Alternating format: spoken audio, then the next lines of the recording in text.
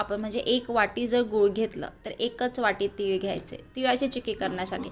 जर आपण शेंगदाण्याची करणार असेल तर 1 वाटी शेंगदाणे 1 वाटी गूळ अशा पद्धतीने मेजरमेंट आहे. मग तुम्ही आता 10 वाट्यांचं करा किंवा 15 वाट्यांचं करा.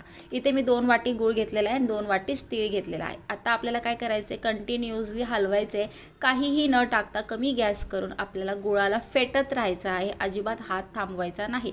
तुम्ही पाहू शकता अशा पद्धतीने छान त्याला जो गुळाचा कलर पूर्णपणे चेंज होतो. त्यानंतर आपल्याला किचन ओट्यावरती थोडंसं तेल लावायचं आहे.